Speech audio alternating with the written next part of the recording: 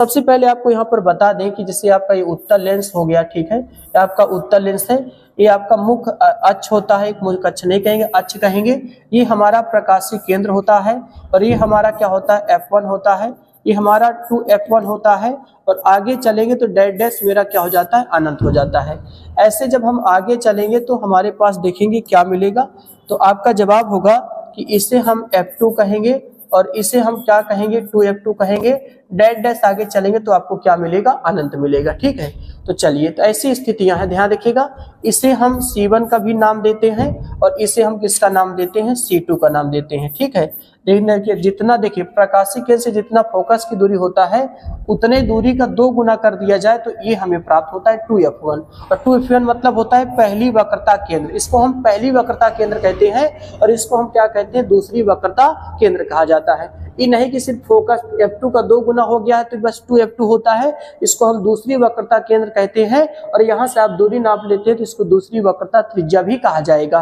और यहाँ पर देखिए, इसको प्रथम फोकस, इसको द्वितीय फोकस कहा जाता है, यानी 2F1 हो जाता है, मतलब इसका 2 गुना है, इसको हम क्या कहेंगे, C1 कहेंगे। एक बार हम वस्तु को अनंत पे रखेंगे, एक बार इनके बीच में रखा जाएगा, एक बार यहाँ पे रखा जाएगा, एक बार यहाँ पे रखा जाएगा, एक बार यहाँ पर और एक बार यहाँ पे रखा जाएगा। ऐसे आपने देखा कि 1 2 3 4 5 और कितना 6। तो आपने देखा कि उत्तल लेंस में वस्तु को कई जगह पे रखा जाता है, तो आपने देखा कि दोस्त इसको 6 जगह यहाँ पे रखा जाता है। तो अब 6 जगह, अलग अलग 6 जगहों पे हम रखेंगे और अलग अलग जब 6 जगहों पे रखेंगे तो वहां पर देखेंगे कि अलग अलग हमारे प्रतिबिंब बनते हैं। ये भी बहुत महत्वपूर्ण चीज है दोस्त कि उत्तल लेंस द्वारा कोई भी स्थिति का प्रतिबिंब आपसे पूछ लेगा तो आपको चित्र सहित आपको बनाना पड़ेगा। तो सबसे पहले हमने देखा कि एक बार वस्तु को अनंत पे रखा जाएगा, एक बार अनंत और 2F1 कहें चाहे C1 कहें, मैंने आपको बार बार बताया पहली वक्रता केंद्र होता है, ठीक है। तो इसके बीच में रखा गया, एक बार 2F1 पे रखा जाएगा, एक बार 2F1 और F1 के बीच में रखा जाएगा, एक बार F1 पे रखा जाएगा, एक बार F1 और C के बीच में रखा जाएगा। तो 6 स्थितियां हैं, 6 स्थितियों को हम अलग अलग यहाँ पर समझने की कोशिश करते हैं, ठीक है। तो चलिए देखते हैं। तो सबसे पहले देखेगा कि जब वस्तु अनंत पर रखा हो, देखिए जब वस्तु को अनंत पे रखा जाता है दोस्त, यहाँ पर मैंने कहा कि जब वस्तु को कहाँ पे रखा जाए, अनंत पे रखा जाए। वस्तु अनंत पे रखा गया है, इससे चलने वाली प्रकाश किरणें सभी एक दूसरे के क्या होती हैं, समांतर होती हैं। समांतर होती है तो ये जाके टकरा के यहाँ पर क्या करेगा, ये मिल जाता है, ये क्या करेगा, यहाँ पर मिलेगा, यानी कहाँ पर मिलेगा, द्वितीय फोकस पर मिलता है, ठीक है। तो यानी अब आपका जवाब होना चाहिए कि ये देखिए कि हमने वस्तु को कहाँ पे रखा है, तो आपने कहा अनंत पे रखा है, उससे चलने वाली प्रकाश किरणें दोनों एक दूसरे के समांतर होती हैं। तो आपका जवाब होगा कि वस्तु को कहाँ पे रखेंगे, तो कहेंगे भैया इसको अनंत पे रखा जाएगा। कहाँ पे रखा जाएगा, अनंत पे रखा जाएगा। प्रतिबिंब की स्थिति क्या होगी, तो जवाब होगा कहाँ पे रखा जाएगा, F2 पे रखा जाएगा। इसको कहाँ पे रखेंगे आप, F2 पे रखा जाएगा। और बताइए अगर वस्तु अनंत पे होता है और प्रतिबिंब आप कहीं पर बना रहे हैं तो बहुत अत्यधिक छोटा होता है, बहुत एकदम बिंदु के आकार के जैसा होता है, तो बिंदु आकार जैसा आपका रहेगा। और उसके बाद प्रतिबिंब की प्रकृति कैसा होता है, तो उत्तल लेंस के अगर आगे बनती है भैया स्थिति, ध्यान रखिएगा हमेशा वास्तविक तथा क्या रहेगा, उल्टा रहेगा, ठीक है। और यही पीछे उत्तल लेंस के पीछे बन जाता है, यानी वस्तु की ओर बन जाता है, तो आभासी कमा क्या रहेगा, सीधा। तो अगर उत्तल लेंस के हर स्थिति आगे आपको बनाती है तो वास्तविक तथा क्या रहेगा, उल्टा रहेगा, ठीक है। तो ये स्थितियां होती हैं, ध्यान रखिएगा आप। चलिए आगे समझते हैं, आगे देखिएगा। ये तो हमने आपको भी समझाया, चलिए आगे चलते हैं।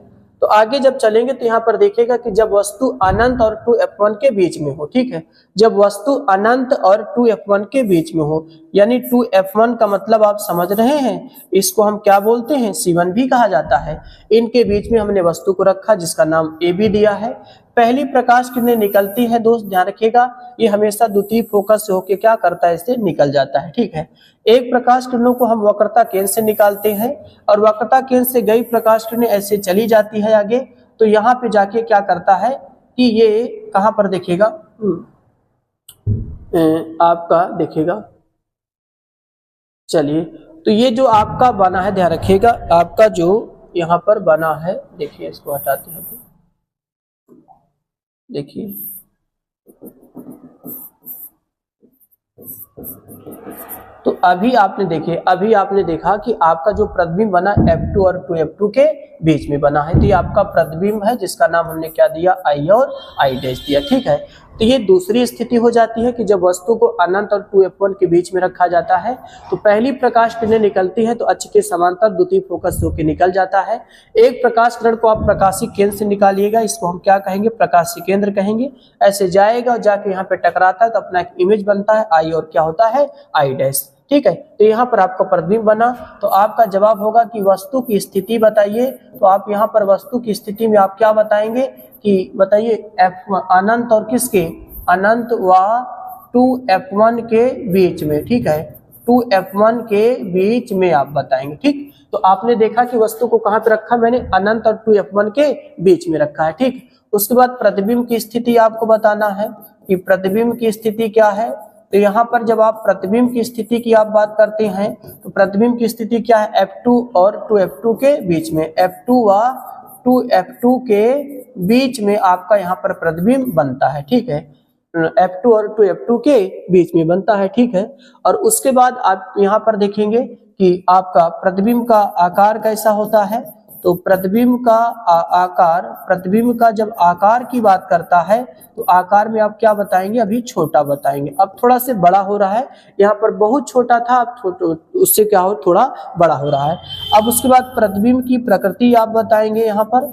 तो प्रतिबिंब की आपकी जो प्रकृति होती है दोस्त, वो प्रकृति आपकी क्या रहेगी, तो आप बताएंगे वास्तविक कामा उल्टा रहेगा। ठीक है, क्या रहेगा, वास्तविक कामा क्या रहेगा, उल्टा रहेगा। ठीक है, तो ऐसी स्थितियां आपकी बनती हैं। ठीक है, तो ये ध्यान रखिएगा, हमने अनंत 2F1 के बीच में, F1 2F1 के बीच में रखा है। तो प्रतिबिंब मेरा जो बना है दोस्त वो कहाँ पर बना है, F2 और 2F2 के बीच में बना है। ठीक है, ये हमारे इनके बीच में बना है, यहाँ पर देख सकते हैं आपका बीच में बना है यहाँ पर।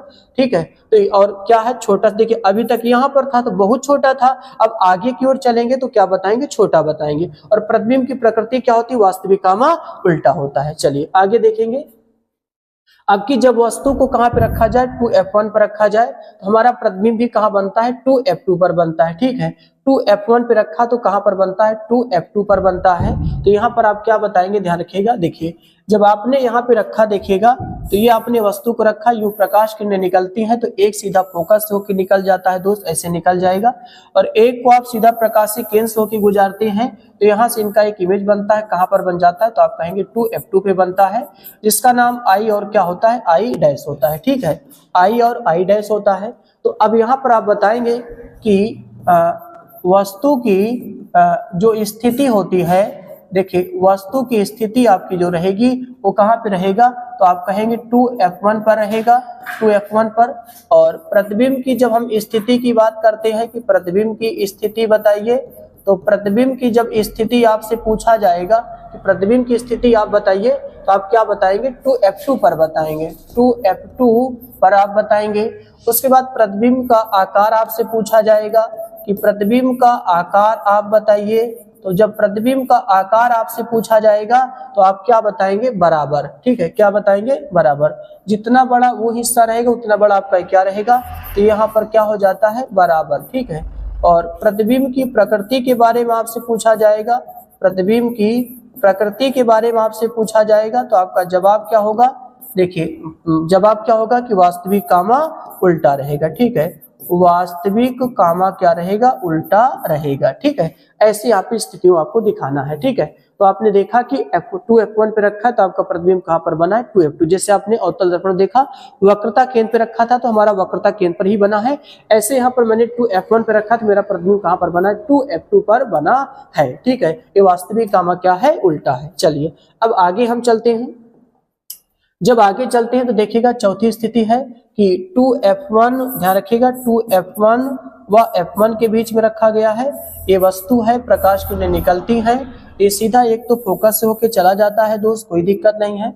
और एक को हम प्रकाशीय केंद्र से लेके जाते हैं तो यहाँ पे जाके ये प्रतिबिंब वक्र बनता है जिसका नाम I और क्या है, I डैश है। ठीक है, तो अब यहाँ पर आप क्या बताएंगे कि वस्तु की जो स्थिति है, वस्तु की जो स्थिति है वो क्या है, तो आपका जवाब होगा इस पर है 2F1 व F1 के बीच, 2F1 व F1 के बीच में आप बताएंगे। और प्रतिबिंब की आपकी जो स्थिति होगी, प्रतिबिंब की आपकी जो स्थिति है, प्रतिबिंब की स्थिति आपकी जो रहेगी और वो कहाँ पर है भाई, F2, 2F2 और अनंत के बीच में है। देखिएगा आपके पास कितना है, तो आपने तो देख लिया 2F2 व अनंत के बीच में, अनंत के बीच में आप बताएंगे, ठीक है, 2F2 व अनंत के बीच में बताएंगे। अब आप क्या बताएंगे देखिएगा, और प्रतिबिंब की देखिए, और प्रतिबिंब का आप आकार बताएंगे।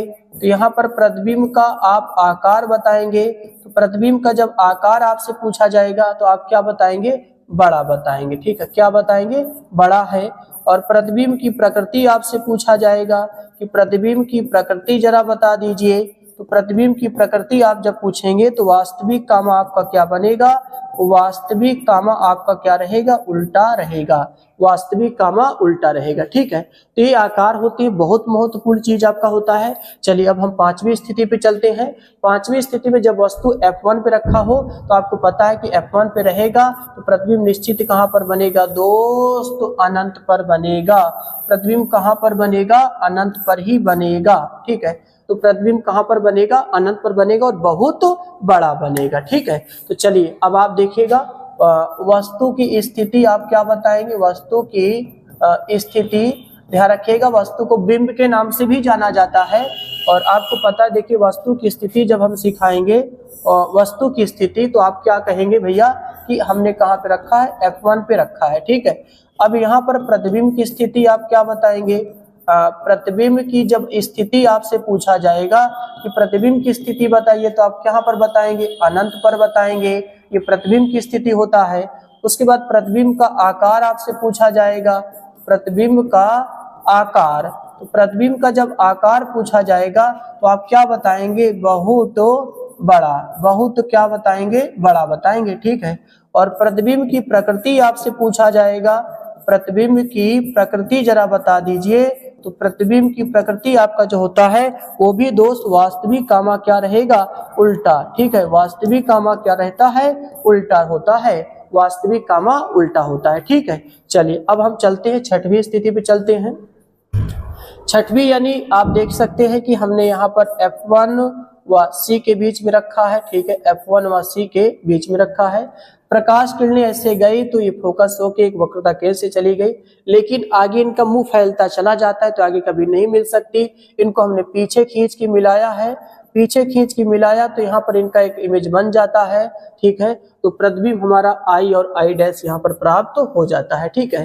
तो यहाँ पर आपसे पूछेगा कि वस्तु की स्थिति बताइए, तो वस्तु की स्थिति आप क्या जवाब देंगे, F1 व C के बीच, F1 व C के बीच में आप बताएंगे। उसके बाद प्रतिबिंब की स्थिति आपसे पूछा जाएगा कि प्रतिबिंब की स्थिति बताइए।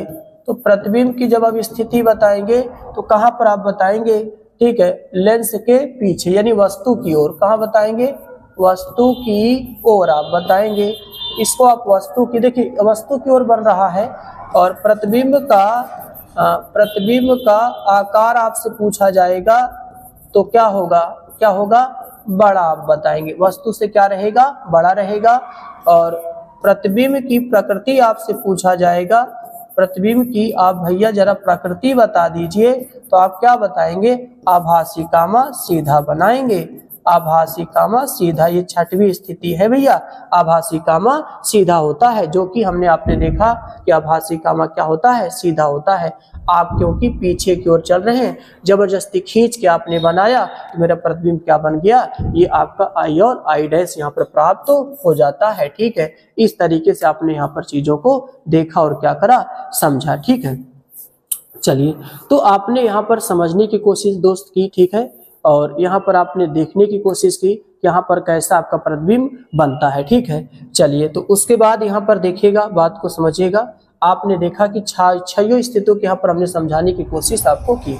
अब हम देखेंगे कि अवतल लेंस द्वारा प्रतिबिंब का बनना, ठीक है, अवतल लेंस द्वारा प्रतिबिंब का बनना।